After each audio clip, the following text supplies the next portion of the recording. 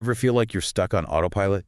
Just repeating the same old patterns day in and day out, even when you desperately want to Oh, change? no, absolutely. It's almost like there's an invisible hand steering your ship. Oh, And for many of us, that hand has been firmly on the helm since we were incredibly young. It makes you wonder, who's really in control here? that sense of being controlled by something unseen is incredibly relatable. And what's fascinating here is that it points to a profound truth about our biology and our minds. It suggests that much of what we experience as us might actually be operating beneath the surface of our conscious awareness. That's it, exactly. Today, we're taking a deep dive into some truly groundbreaking research from a renowned researcher and best-selling author. His work suggests a staggering portion of who we are by the age of 35 is already programmed a fixed set of automatic unconscious thoughts, behaviors, and emotions. Wow. Now, for many, that might sound a little disempowering, but here's where it gets really interesting. This same research offers a powerful blueprint for how to rewrite that programming and consciously shape your future. Right. So if we connect this to the bigger picture, it means that while much of our life might feel predetermined, there's an immense capacity for self-direction available to us if we only understand how to access it. This raises an important question. What if the limitations we perceive in our lives are actually just reflections of these unconscious programs we've been running? What if the power to change isn't external, but entirely within our grasp? Precisely. Our mission today is to unpack these insights, offering you a shortcut to understanding the profound connection between your mind, your body, and your reality.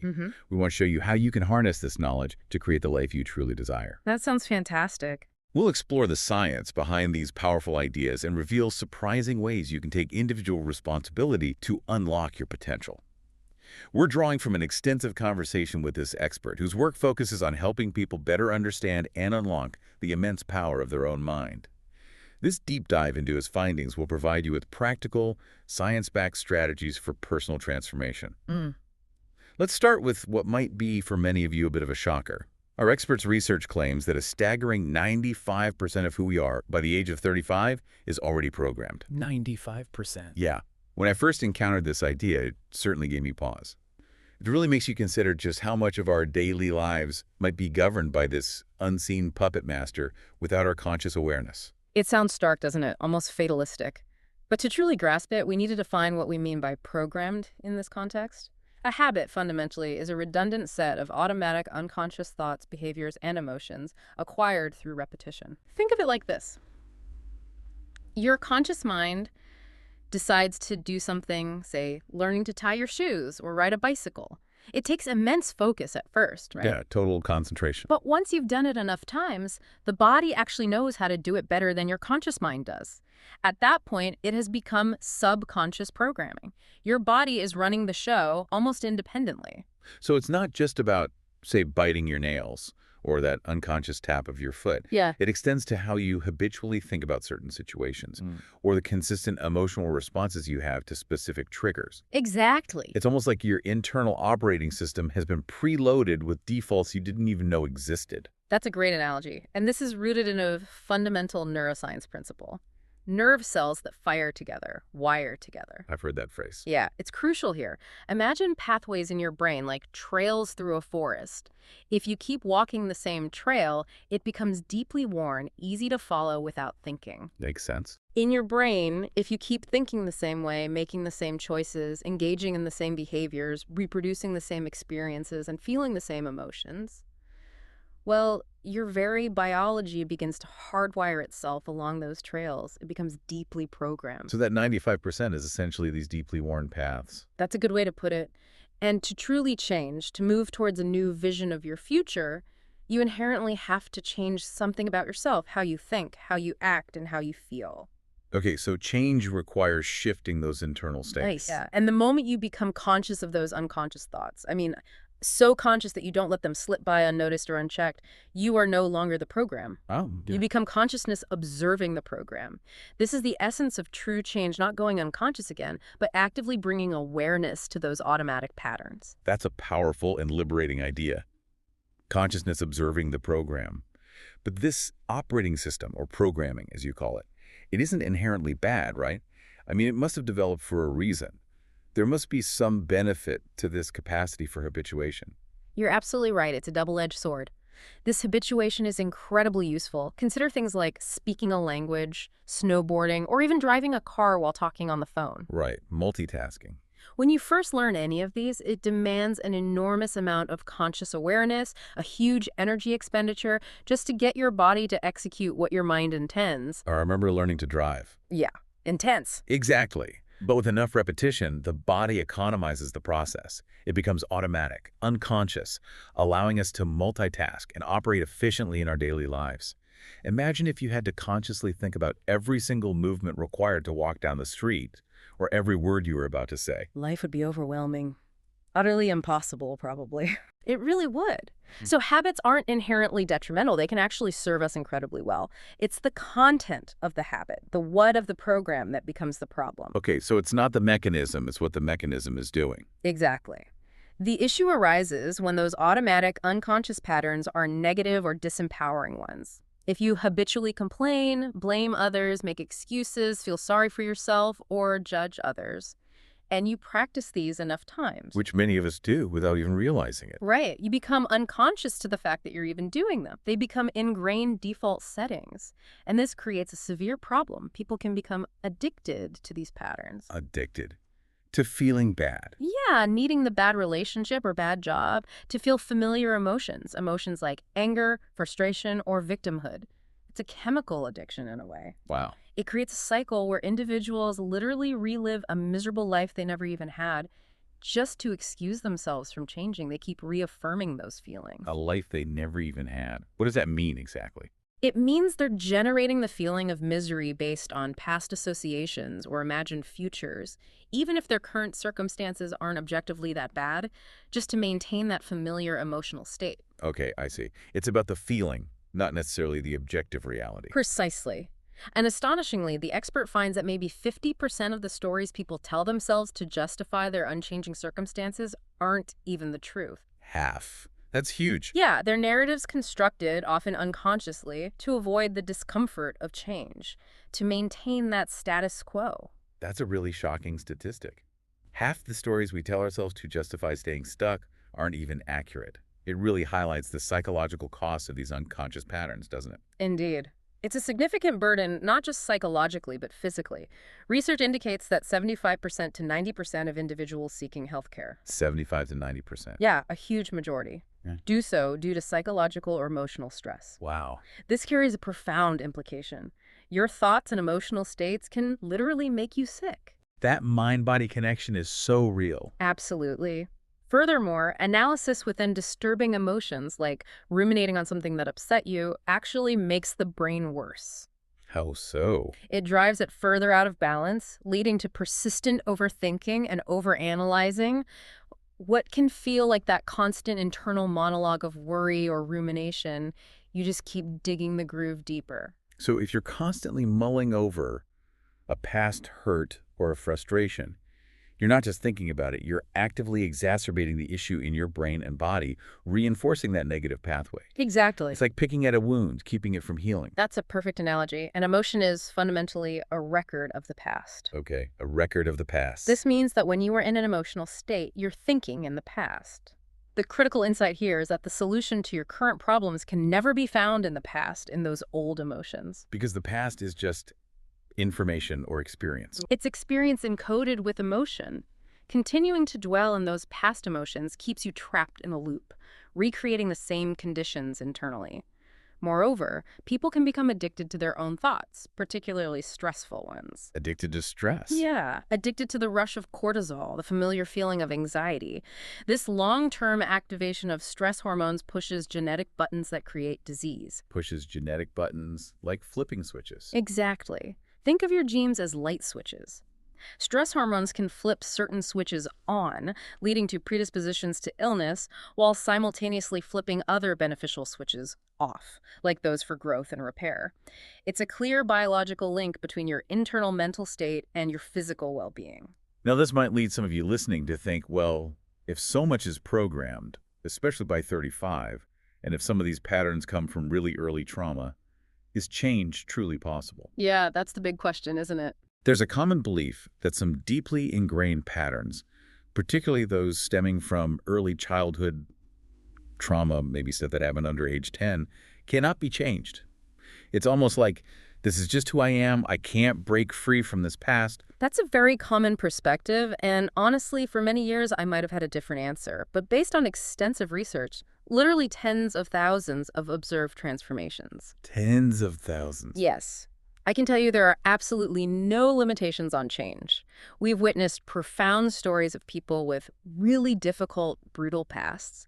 Individuals who were abused or traumatized at a very early age, enduring repeated traumas throughout their lives, suffering from night terrors, social anxiety, numerous health They conditions. sound like incredibly difficult situations. Immense difficult. Yet they achieved complete freedom from their past. They became happy people again. These aren't isolated incidents. You should never, ever write off someone's ability to transform. Never write them off. The human spirit, when truly committed, is capable of unimaginable resilience. That's a truly radical possibility. It challenges deeply held beliefs about our limitations. Can you give us some specific examples of these transformations? What have you seen that defies what many people think is possible, showing this capacity for profound change? Well, the physical transformations we've witnessed are remarkable and have consistently challenged my own understanding of what's possible. We've seen everything from stage 4 cancers in advanced states showing complete reversal. Complete reversal from stage 4. Yes, not just once, but many, many times across different types of cancer. We've seen individuals who were clinically blind regaining their sight. Blindness reversed. Yes, there have been recoveries from severe autoimmune conditions like ALS, lupus, MS, Parkinson's, even full spinal cord injuries where individuals were told they'd never walk again, yet they are now walking, even running. That sounds like miracles. It feels like that sometimes. And then there's the unthinkable case, as the researcher calls it, of a woman who regrew a surgically removed thyroid. Regrew an organ. With comprehensive medical evidence scans, blood tests, before and after to support it. These aren't just anecdotal stories. They're supported by rigorous scientific data. What kind of data? Changes in brain scans showing new neural connections forming, significant shifts in heart rate variability indicating greater emotional regulation, alterations in gene expression, meaning certain genes are literally turning on or off in a beneficial way. Wow. And even the release of thousands of new metabolites, beneficial chemicals, into the bloodstream within as little as 7 days of committed practice. 7 days. That quickly. It can happen incredibly fast when the commitment is there. These are significant, measurable biological shifts supporting profound personal transformation. That's truly incredible. It sounds like the body truly has an innate pharmacy of chemicals that can work better than any drug, and that healing is all within you. That's the core message. So how does this science of unlearning and relearning actually work at a fundamental level? What's the process? The core model of change we teach is breaking the habit of the old self and reinventing a new self. Breaking the old, reinventing the new. Okay. It involves a dynamic, two-pronged process, pruning synaptic connections and sprouting new connections. Like gardening in the brain. Exactly like gardening. Think of your brain like a garden. If you want a new landscape, you have to prune away the old overgrown paths and plant new seeds and new configurations. It's fundamentally unwiring and rewiring, deprogramming and reprogramming. Losing your mind to create a new one. Or even, as I often say, losing your mind and creating a new one. And by losing your mind, I mean shedding those old unconscious patterns that no longer serve you. Right. Letting go of that programmed self. Precisely. Biologically, during this transformation, we observe tangible changes.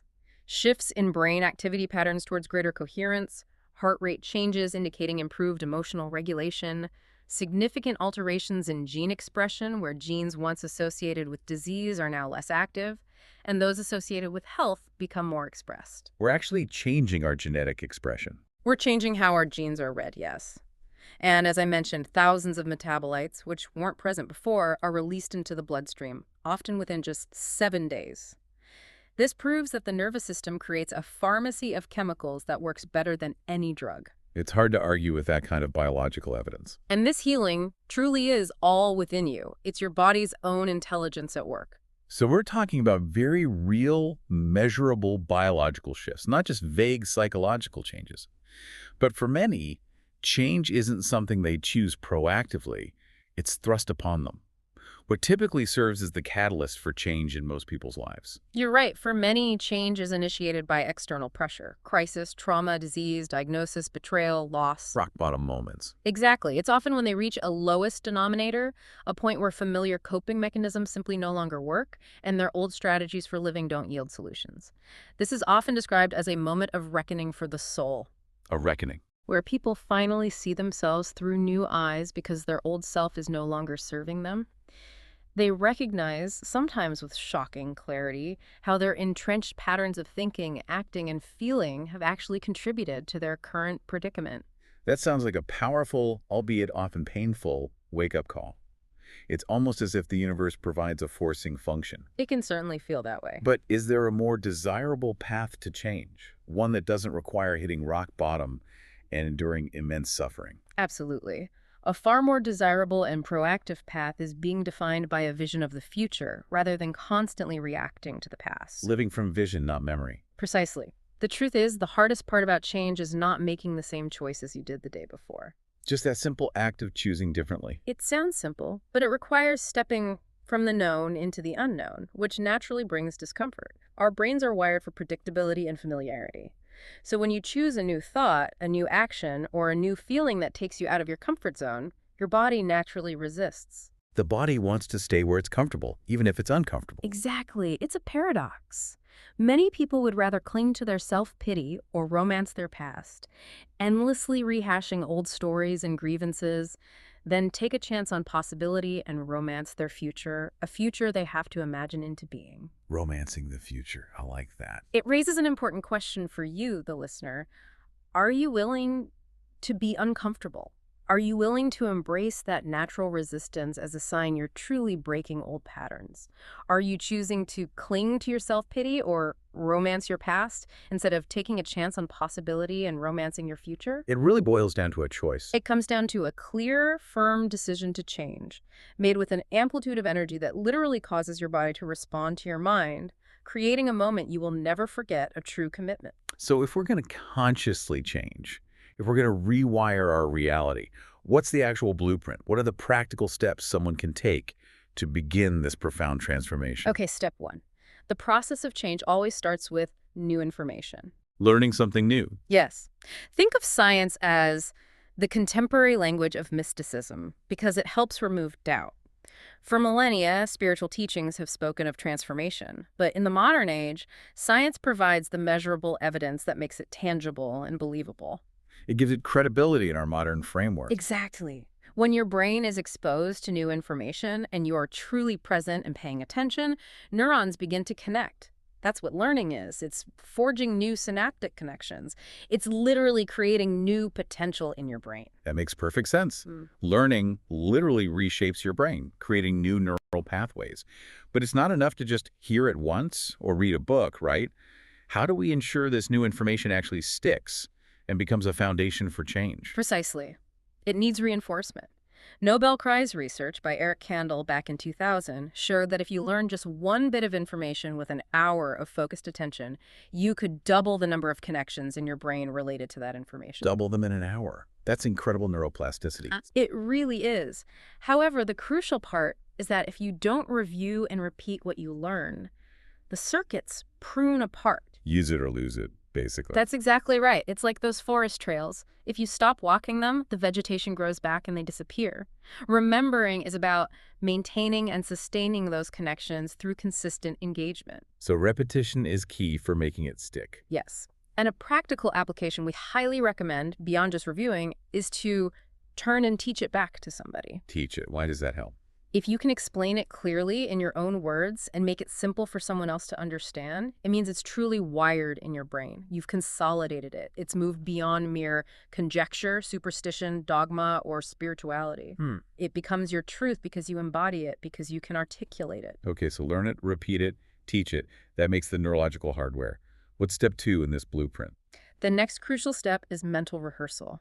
This is such a powerful neurological tool. Mental rehearsal, like visualizing. Exactly. Research shows that if you mentally rehearse an action, your brain will look like you already did it because it won't know the difference between what you're imagining and what is real. The brain can't tell the difference. Not in terms of firing patterns.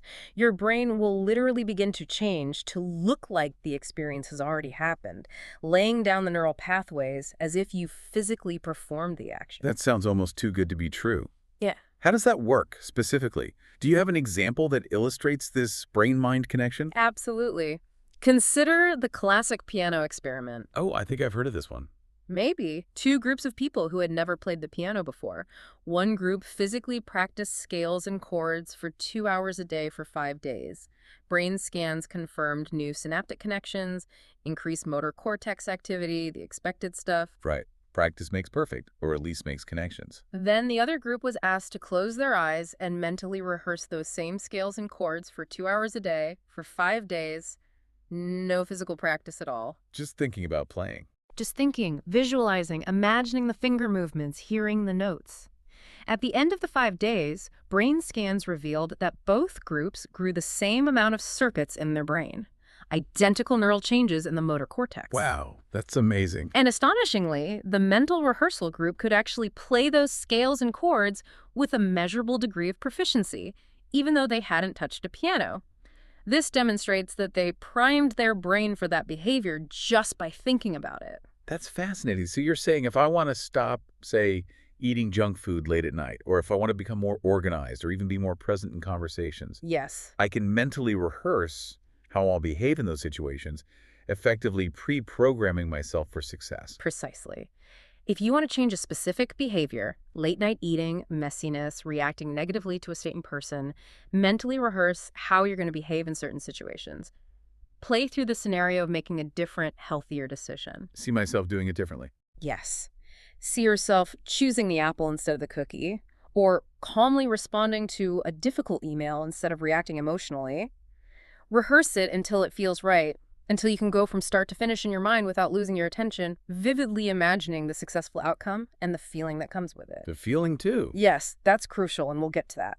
This mental rehearsal primes your brain for that behavior, leading to an automatic matching of your behaviors to your intentions when you encounter the real-life situation. The more you rehearse it, the more your behaviors will match your intentions automatically because you've installed the necessary mindset. That's incredibly practical, a way to essentially hack your brain for positive change. But knowledge and mental rehearsal, while vital, aren't the whole story, are they? You mentioned feeling.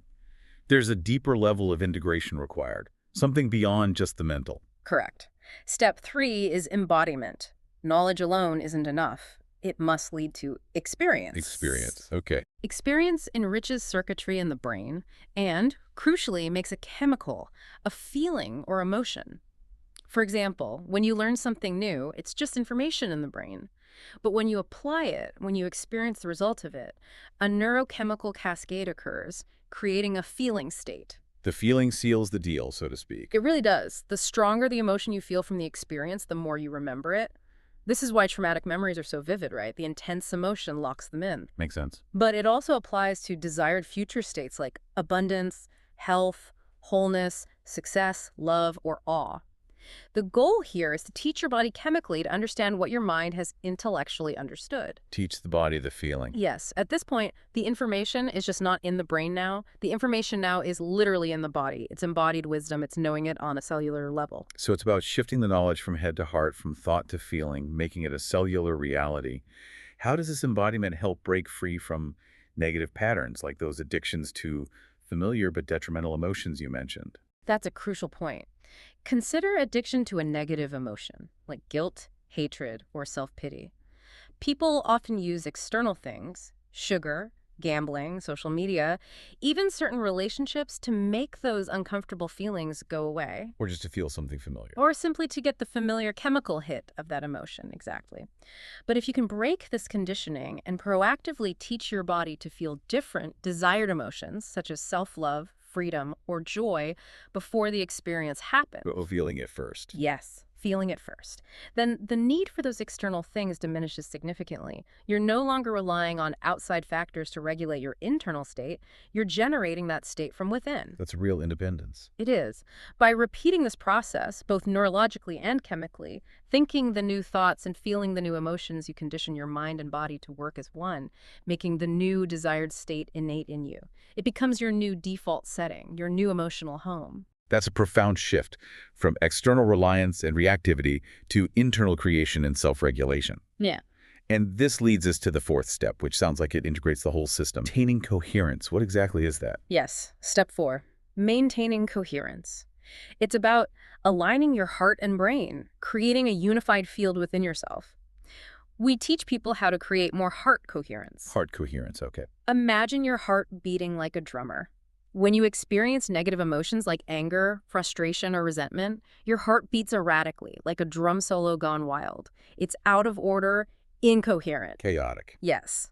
In contrast, when feeling elevated emotions like gratitude, kindness, or love, your heart beats in a more orderly, coherent fashion, a steady, harmonious rhythm.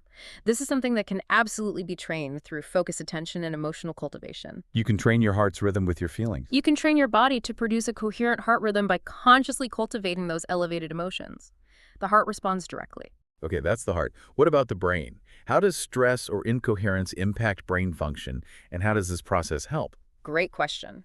When under stress, the brain fires incoherently or compartmentalized, much like a lightning storm, frantic, chaotic, disorganized bursts of activity across different regions. Not working together. Right. This leads to over-focused obsession, overthinking, or overanalyzing. The individual compartments of the brain don't communicate effectively, leading to a fragmented experience of reality. However, we've discovered that if you shift from a narrow, over-focused attention on material things like worries about your to-do list or external problems to broadening awareness. Broadening awareness. How?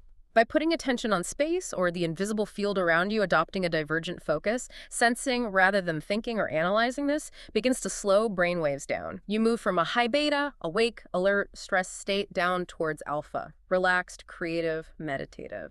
So shifting focus changes brainwaves. Yes, and this shift towards alpha synchronizes the brain, making it function as one neurological network. Different compartments start communicating and working in harmony. And the benefits of that. The benefits are significant. A more coherent brain leads to clearer intention, reduced anxiety, depression, and PTSD symptoms, and a profound feeling of holism and order. It just feels incredibly good to have that inner order, that sense of wholeness. This all points to a critical and sometimes uncomfortable idea: personal responsibility. The expert really challenges the victim mentality, arguing that we are the creators of our lives. Yes, that's a central theme. And this can be a tough pill to swallow for many, because if we are the creators, then we must also accept responsibility for everything that happens, maybe even the so-called bad things, or things that feel entirely out of our control. It's a concept that indeed makes people feel uncomfortable, and understandably so, especially in a world where it often feels like external forces are dictating so much.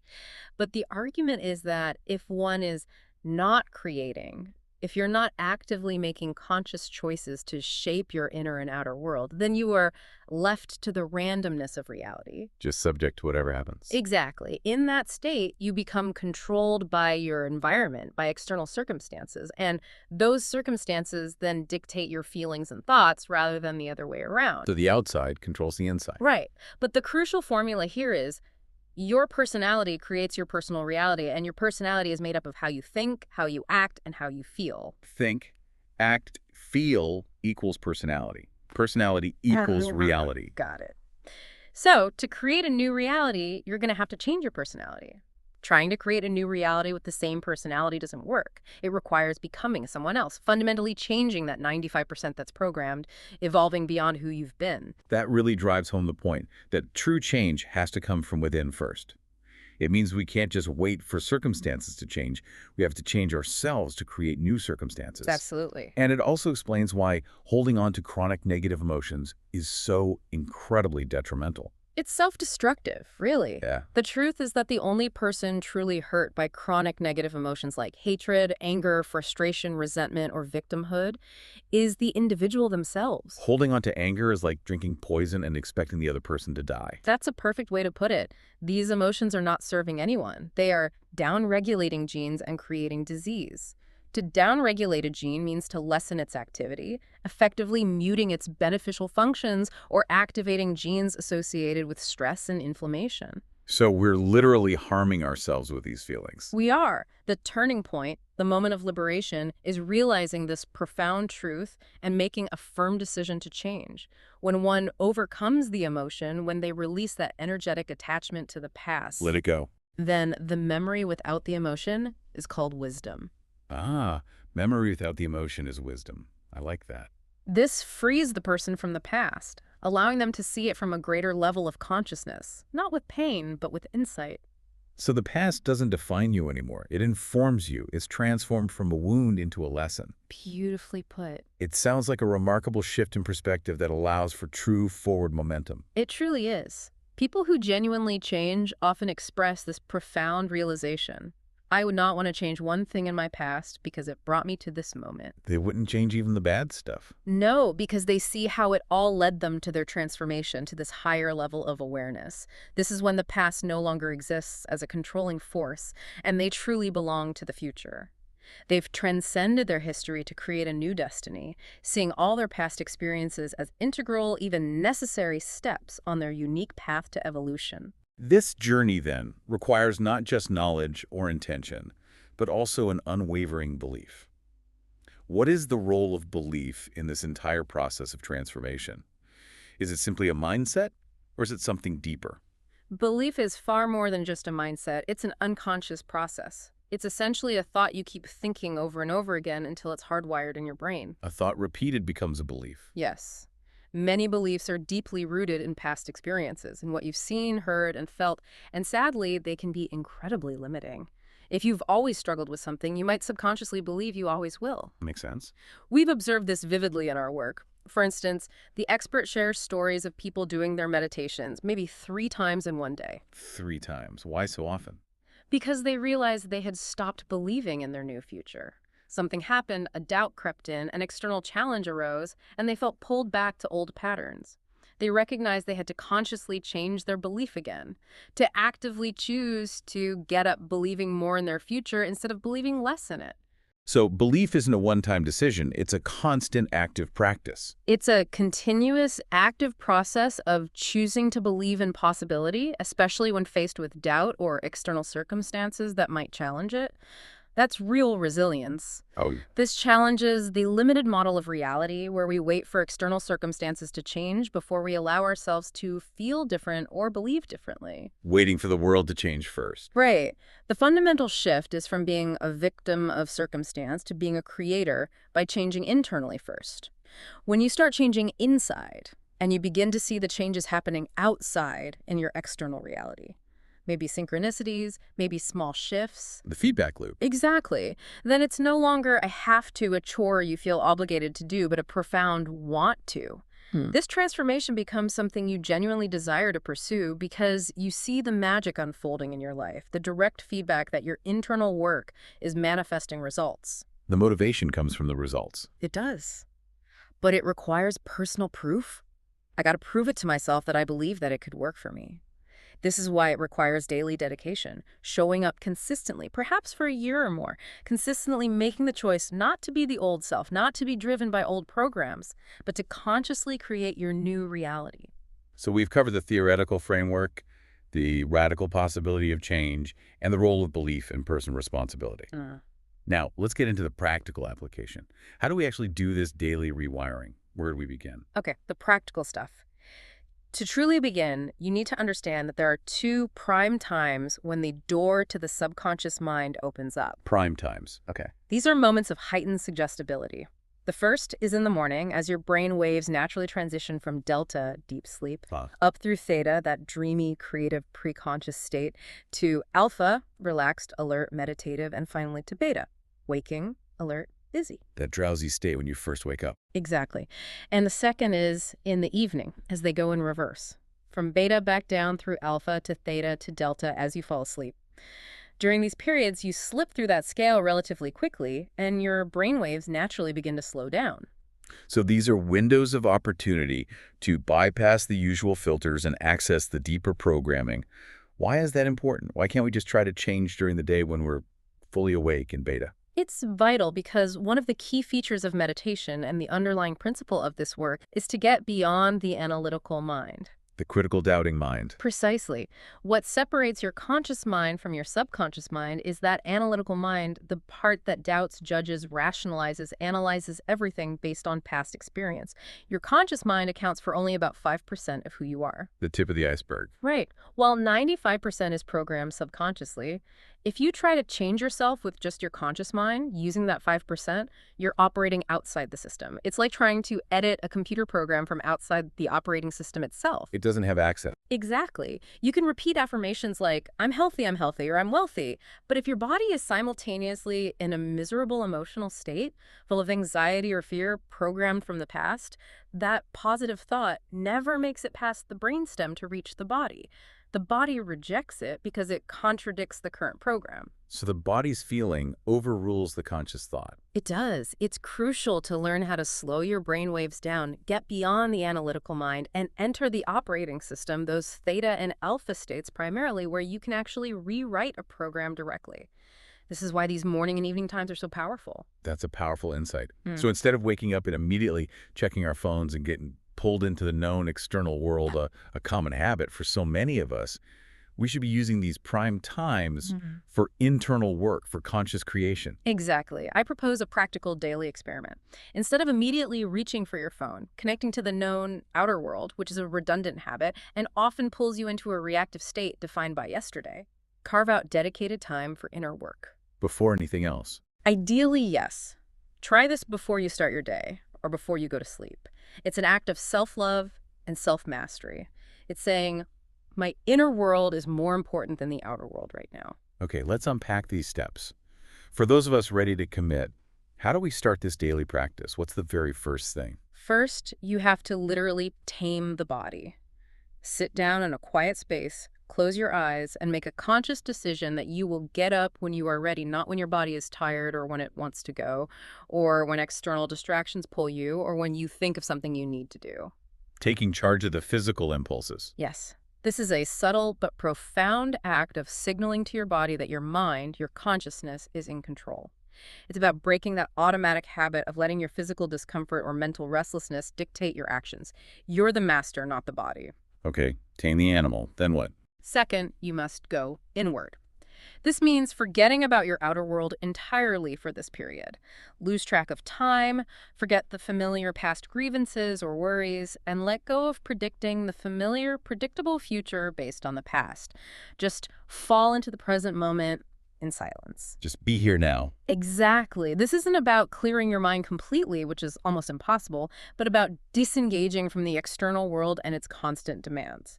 Be aware of nothing but the vastness of the present moment, the space around you, your inner space. Okay, inward focus. Step 3. Third, become conscious of the unconscious. This is where the detective work begins. Identify 2 specific thoughts, behaviors, or emotions you've noticed that you want to change that day. Maybe it's a tendency to complain, a habit of procrastinating, or a recurring feeling of self-doubt or impatience. Get specific. Very specific. The key is to become so familiar with how these feel in your body, how they think, what voice they have, that you can catch them the moment you start feeling them later in the day. Then during your practice, actively review them over and over again enough times so you don't go unconscious when they arise later. By bringing awareness to these automatic patterns, you begin to deprogram them. You're shining a light on that 95% that's been running on autopilot. Observing the program again. Precisely. Fourth, rehearse the new self. Now that you know what you don't want to be, you must define what you do want to be. Ask yourself, what is the greatest expression of myself I can be today? That's a big question. It is, and then get more specific. How would greatness think today in a challenging situation? How am I going to act here differently from before? What feeling do I want to stay in the entire time today, regardless of external circumstances? Mentally rehearse these new thoughts, behaviors, and emotions, making them as real and vivid as possible in your mind. See yourself successfully navigating situations with this new self. Combining the mental rehearsal with defining the new personality. Exactly. Step 5, embody the feeling. This is where the magic happens, connecting mind and body. Once you've mentally rehearsed, you need to open your heart to life again. Actively feel kindness and care and love, gratitude and appreciation. Don't just think about these emotions. Actively cultivate them until you feel them coursing through your body. Generating the feeling from within. Yes. Practice bringing up this feeling with your eyes closed, getting familiar with it, and then practice doing it with your eyes open, making it an accessible state you can return to throughout your day. This is teaching your body a new emotional truth, conditioning it to the future instead of the past. Okay, feel it deeply. What's the final step? And finally, the commitment. Not make a decision to not get up until you feel that emotion. Don't get up until you feel it. That's the ultimate test of your intention. If you sit there and don't feel it, you stay until you do. Work at it. This ensures that you integrate the feeling with the intention, truly embodying the new state before you step into your day. Remember, practice is absolutely key. Be patient with yourself too, I imagine. Absolutely. If you lose it during the day, nothing wrong. Tomorrow's another day, you got another chance. The beauty is that you just get really good at whatever we practice. So if you practice being conscious, aware, and embodying elevated emotions, you become incredibly good at it. That's a comprehensive and challenging daily practice, requiring immense discipline and self-awareness. But what happens when people inevitably relapse?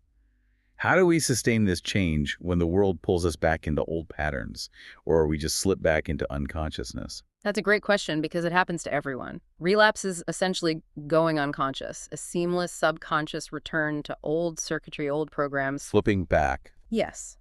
This usually happens when you have an interaction in the outer world, a difficult conversation, a stressful news headline, a familiar triggering situation that causes a familiar negative emotion to return. Your body, being objective and purely habit-driven, doesn't know the difference between a real past experience and the emotion it's living by daily right now. It just feels the feeling and thinks it's the same old situation. Exactly. It simply believes it's in that same past experience again and will behave and think accordingly, pulling you back into the old self before you even realize it. So the environment can unconsciously trigger us back into old states, like hitting a reset button on our progress. How do we counter that powerful pull? To truly change, you need to be greater than your environment, greater than your body, and greater than time. Greater than environment, body, and time. What does that mean practically? It means consciously choosing to think, act, and feel differently in the same conditions in your life. When that trigger happens, when that old feeling starts to bubble up, you have to catch it. You have to consistently remind yourself, okay, this feeling is familiar, but it's not me anymore. How am I not going to think right now? How am I not going to act? How am I not going to feel? Consciously stopping the old pattern. Yes. And then, with equal clarity, firmly decide how you're going to think, what you're going to do, and what feeling you want to stay in. It's an active moment-by-moment process of conscious choice over unconscious reaction. By doing this consistently, you prevent the subconscious pullback to the old self, and you begin to master your internal state regardless of external circumstances. You're literally reconditioning your body to a new mind. And what's the reward for this consistent, conscious effort? What keeps people showing up day after day for this challenging work? The beauty of the process is that when synchronicities and coincidences start to happen... The magic. Exactly. The magic. When unexpected opportunities arise, when the right people show up, when solutions appear seemingly out of nowhere, it's no longer a have to, but a want to. It's no longer a chore you force yourself to do out of discipline. Because you see it working. Precisely. The magic is happening.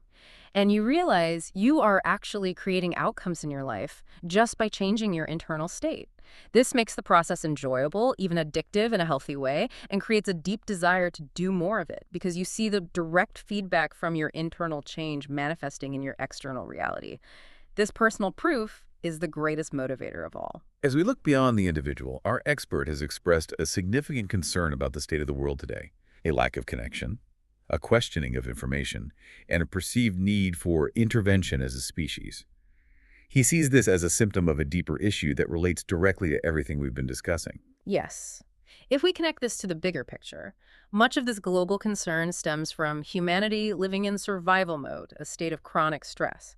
Stress occurs when your brain and body are knocked out of balance, or homeostasis, their natural state of equilibrium. The fight or flight response. Exactly.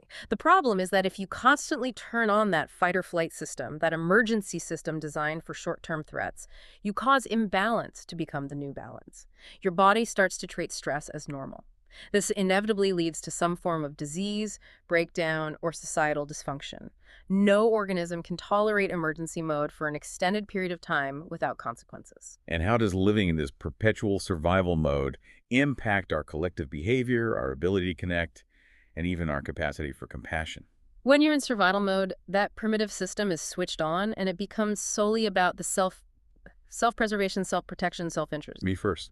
Pretty much. Emotions like anger, hostility, fear, anxiety, hopelessness, guilt, and shame are all derived from the hormones of stress.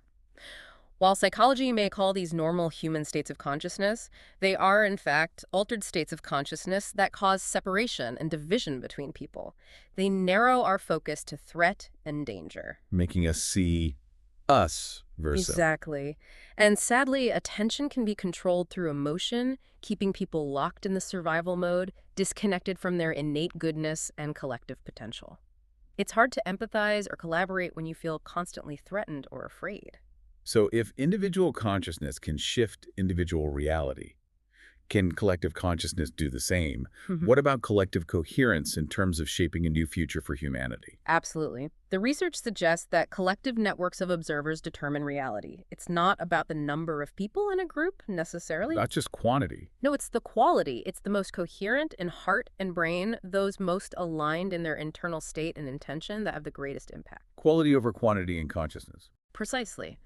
Consider the peace-gathering projects conducted in various cities around the world where large groups of people engaged in collective meditation focused on peace. I've read about some of those. These projects consistently led to statistically significant reductions in crime rates and violence in those cities, alongside increased economic growth during the periods of meditation. That's incredible. It is. However, when the meditation ended, the old patterns eventually returned. This highlights the need to be the prayer, not just pray. The elevated intention must be embodied and sustained by individuals within the collective, not just performed during an event. That's a powerful distinction, the difference between an event and a way of being. Do you have other examples of this collective coherence in action, perhaps demonstrating its effect on physical reality? Yes. We've conducted random event generator experiments in our ballrooms during large-scale meditations.